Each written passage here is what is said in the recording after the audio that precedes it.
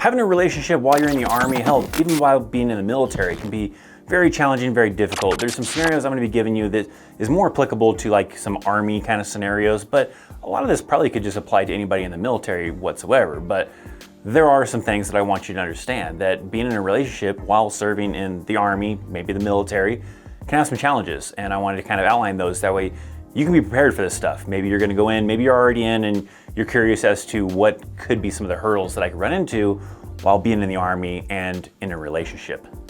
Some of this could apply for either both sides, either the soldier or the person that's not in the military, that's just in the relationship with a soldier or with someone in the military. So keep these in mind. Most of this is pertaining to single soldiers, as it's probably a little bit easier to certain extents for individuals that are married. But the first one I want to talk about is for anybody, for married individuals, but as well as those individuals that are not married, they just have a boyfriend or a girlfriend. And that is the obvious, that sometimes you're away from that individual. You're going to the field, you go to deployments, whatever. And sometimes that can be very difficult on a relationship. And if you've never tested the waters of how can your relationship hold up when you're apart for a week, 2 weeks, a month, hell, maybe even 6 months to a year, if it's a deployment, then that can be very stressful on that relationship.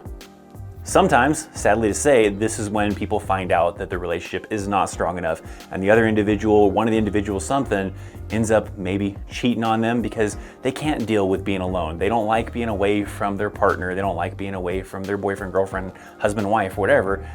And they end up seeking out some loving or some other stuff from another individual that is available to them. It's horrible, sucks, but that is often the case. Sometimes there are some relationships that are strong enough and they can handle it, and that's great, and that's probably a keeper for you. But if the relationship is not strong enough and cannot withstand you being apart for a week, 2 weeks, a month, a year, or whatever, then the relationship probably wasn't meant to be. So that's a common thing to understand for relationships with married individuals, but also people that are just in some kind of like a boyfriend-girlfriend type of relationship. Now, so these other ones are more along the lines of someone that is not yet married to that individual. How stressful or how challenging can it be to be in a relationship while in the Army? One that can cause a little bit of issues is if you are in a relationship with someone and you have a child together, but you're not married. If you are not yet in the Army, in that case, it can be very difficult to actually join the Army with that situation, mainly for active duty. If you're trying to go Reserves National Guard, not a big deal. You can make it work and it will be available to be able to do that. But if you're trying to go active duty, well, they're not going to let you join active duty unless you're willing to give up custody or parental rights to that child. Some people don't want to do that, and so they end up getting married. So that way they can join the Army on active duty, but sometimes it does force people into marriage.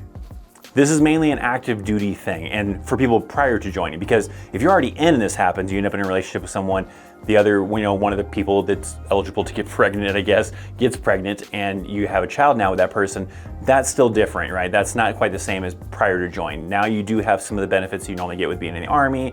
You can probably get BAH and BAS because you have a child and all sorts of stuff, but prior to joining, you're in that situation and you're trying to go active duty. That's where it gets complicated, and they're gonna be like, I'm sorry, if you wanna join active duty, you're gonna have to give up your parental rights or get married to that other individual. Because then if you get married, then you're treated as a married soldier, so you are able to have children and a spouse and all that stuff and receive BH and BS. But while you're still in a non-married status, you have to live in the barracks, and you can't go living in the barracks with a boyfriend, girlfriend, and your child. Now there's several other examples of how things can be difficult, especially if you're not married, but before we get into that, you gotta check out Grunt Style. I got an affiliate link down below and a promo code. I'm currently wearing their Valentine's Day special, as Valentine's just right around the corner, but they got a lot of awesome other shirts too. This particular one though, it's got Until Death right here with a rose. The back side of it looks pretty awesome too, and I even got Mrs. Chaos a matching one too, so we can match together. We can rock these awesome shirts maybe for a Valentine's date and have this awesome matching couple vibe with our cool Grunt Style shirts. So make sure you utilize the promo code Chaos Army, use the link down below, and you can get 25% off your very first order. So check it out, use the promo code, rock some Grunt Style. Let's talk about some more hurdles that you might run into if you're in a relationship in the United States Army though.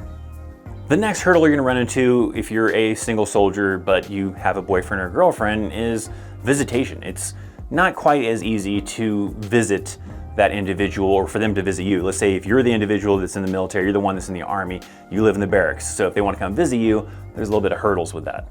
For one, it's a little bit of a pain usually to get on base unless you have like a specific ID card that gets you on base. But assuming that individual that you're in a relationship with does not have a government ID that gets them on base, then they have to go through a little bit of a process to get on base to come see you. Otherwise, it's probably more convenient for you to go see them, but then it's a challenge if you're someone who doesn't have a vehicle. The next hurdle though comes from coming to the barracks. Usually different units have different kind of policies and different standards as far as their visitation policies, as far as what you can do. Typically, almost all or most barracks will have some kind of like hours of visitation, right? It basically means that sure, you can have visitors during the day, but no overnight guests. Can you get away with it? Sure, there's probably some different locations, different barracks that maybe it's easier than others to get away with having a boyfriend, girlfriend spend the night with you, but for the most part, as far as Army policies, you're not usually allowed to have overnight visitors to spend the night with you. So if you want to spend the night with someone, your boyfriend, girlfriend, you're gonna have to probably stay at their place off base. Maybe they have an apartment, maybe they live with their parents, I don't know, I guess it depends on how their situation is, but them staying with you in the barracks overnight is not gonna be allowed. Does it happen? Of course it happens. There's plenty of times I've known people that have done this where they're able to get away with it, get around it. Don't recommend it because technically if you got caught, you can get in trouble for doing that. Typically, most barracks have some kind of curfew as far as visitors. They can't be, in the barracks room past midnight, past 1 o'clock in the morning, past 2 a.m. It really depends on the local policies as far as that installation, as far as that unit, as far as what their visitor policy is for the barracks. But during those applicable hours, sure, you can have your boyfriend, girlfriend hanging out in the room with you, cuddling, doing whatever stuff that you guys are gonna do, Netflix and chill, whatever. But then there is a certain time that specifically, usually, you have to have those visitors out by. You don't have to stay there. Like if you wanted to go and spend the night at their place, then you could do that. But your place and the barracks is where things get complicated. That kind of leads into the challenge of living together. If the relationship is progressing really well, maybe you've been in a relationship already prior to joining the military with this individual and you want to live together, right? You want to take it to the next step. You want to live together before you decide to get married because you got to test the waters to make sure you can handle each other 24/7, spending the night with each other, spending the weekends together, waking up with that person and what it's like to actually live with them. And you can't really do that if you're living in the barracks. So then that comes the challenge of, can I afford to just move out of the barracks? Because sure, you could move out of the barracks, not receive BAH and BAS, and just pay out of your pocket. Maybe that individual makes good enough money that they can afford the rent and just allow you to live with them, then great, maybe that works out perfectly, but you're not gonna be able to receive that BAH and BAS unless you're actually married. So then if you want to test the waters to see how well this relationship works with you living together, well, that has to come out of your pocket for base pay and everything like that. You still have to usually maintain a barracks room. So if there's barracks inspections, all sorts of other things going on in the barracks, you still have to participate in that stuff. But there is no policy really that usually says that, hey, you have to spend every single day, every single night in the barracks, you have to occupy it every night. That's mainly like obviously a basic training AIT type of thing. But once you're actually at your unit, they provide you with a place to live. If you choose to not stay there every night, there's really not people that are gonna check on that. They are gonna probably do barracks inspections, maybe health and welfare inspections to kind of check on your living conditions, but they're not really specifically concerned with if you're actually living in that room or not living in that room. You just really have to maintain it. So if you wanna go and you progress that relationship to live off base with that boyfriend, girlfriend, then you could possibly do that, but you're not gonna receive BAH or BAS until you guys are actually married. So then that creates another hurdle. What happens if, let's say, you come up on orders to get sent somewhere else? Because that can happen, right? You've been at this duty assignment for a long time. They promoted you and now your slot is not available at that duty assignment. So now they have to send you off to somewhere else where they do have a duty assignment or a unit that has a slot for your position for you or whatever the case might be. Well, if you're not married to that other individual, the Army is not gonna pay to move that individual to that other location. So if you want to continue a relationship, you either got to continue it long distance or out of your pocket, out of that person's pocket, they're going to have to choose to move to that new location. The Army is not going to pay for that move. If you're married, that's the thing they do. Yeah, they move your whole family from one location to another location. But if that person is just a boyfriend or girlfriend, they're not going to move that individual for you to be able to stay with that person. So you're going to have that conversation. We have a long distance relationship, or do we go ahead and, suck it up and pay the money that we need to be able to pack up all your stuff and move you out to that new location and find an apartment for us to live together, for you to live there, me live in the barracks, I don't know. So for these reasons, that's probably why you end up with individuals kind of rushing into marriage, because they're tired of living in the barracks, but maybe they want to progress things with that relationship with that individual, and they need to get out of the barracks to do so, so they can get married so that way they can live together and they can be together. Maybe they're about to get, deployed, or maybe that person's about to get sent to another duty assignment and they want to be able to have that person come with them. Maybe they're about to go into the Army and they kind of rush into marriage so that way they can have that boyfriend, girlfriend come with them when they go off to their duty assignment. So from that recent discovery from a recent video of, what is the divorce rate compared to civilians, and it is higher for military. And maybe this is one of the reasons why, is people rush into these marriages before they're really ready to be committed to this person, and then later on find out that maybe that was rushed too much and we haven't really gotten a chance to test the waters to find out if we are really compatible to be individuals that should be married to each other. But I mean, some of that is probably also just, the stress that comes about, and sometimes the stress gets to one of the individuals and ends up in fights and arguments and all sorts of things that possibly lead to the end of that marriage. But nonetheless, this is possibly a reason why some of those rates are the way they are. Now, one last example is if you want to be in a relationship with someone that is also in the Army. There is a little bit of stipulations with that. Multiple examples here. If let's say you are in, let's say just for example, 1st Platoon, and there is another individual within 1st Platoon that you want to start a relationship with, a little bit tricky, right? Sometimes it depends on the leadership and everything, and it also really depends on the role of you or the role of that individual, because if you are that individual supervisor, or that individual is your supervisor, that is a definite no-no. Probably can get away with it if, let's say, you're in 1st Squad and that other individual is in 2nd Squad and you guys don't have really any direct ties to having to work together, other than if you guys are doing things together as a platoon, maybe a little bit more acceptable.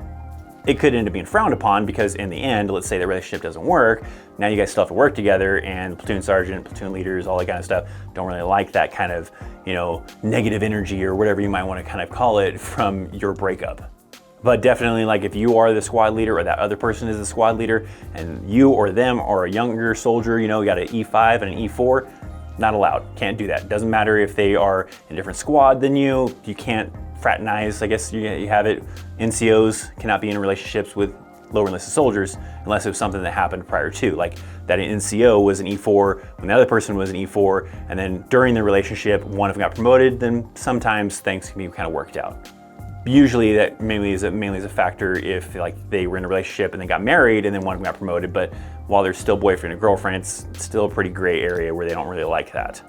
Same goes even if you're a non-commissioned officer or they're a non-commissioned officer and you or them is an officer. So non-commissioned officers and officers are not supposed to mix together unless it was something prior to. There is situations like that where there is like NCOs married to an officer or lower enlisted married to an NCO or even an officer or whatever, but usually that comes about when they were in a relationship and then got married, and then maybe the other one later joined the military and came into the military. So one of them was in the military, one was not in the military, and then they became both in the military, but they're already married, and all those kind of things can kind of work out. It's really just a problem. Let's say if both of you are currently in the military, currently in the Army, you're, let's say in this example, an E4, that person's an E5 and E6, and you try to get in a relationship with each other, then the Army's gonna have some problems with that. So crazy enough, rank can sometimes cause some problems with being in a relationship if your other person you're trying to be in a relationship with is also in the Army, also in the military. For my individuals out there that have experience actually trying to be in a relationship while in the Army, whether it was just a boyfriend, girlfriend, a spouse kind of a thing, I want to hear some of your challenges in the comment section down below. What were some of the challenges you found that was probably a little bit more complicated than if you were both civilians trying to have a relationship and the Army kind of threw in a new kind of change, a little bit of challenges, and what were those challenges? Comment down below. For me, definitely the changing of locations. There's some times where maybe I rushed some relationships a little bit because I was about to leave somewhere else and things didn't end up working out anyways, which was probably good because I wouldn't be with Mrs. Chaos currently, right? But there are kind of those situations where it is a little bit difficult to keep that relationship going because you're deployed, because you're in the field, you have to get orders to go somewhere else. So I definitely experienced that with some of the relationships I experienced in the Army and those challenges. But ultimately, in the end, it all worked out. Me and Mrs. Chaos have now little baby Chaos, and we're doing great. In fact, as of recording this video, it was only a couple months ago, December of 2022, that me and Mrs. Chaos actually celebrated being together for 10 years. So it's been working out pretty good. Now, I highly recommend never rush into marriage. It can create all sorts of challenges, but there are some pros and cons to actually being married in the Army. And recently I actually did a video on that. If you would like to see that video, just check it out right here. I got this video right here that talks all about the pros and cons of being a married soldier in the United States Army. Check out my links down in the description box down below for Grunt Style. Save 25% off your first purchase, social media, all that fun stuff. Thanks for hanging out. I'm Christopher Chaos, and I'll see you next time. See ya.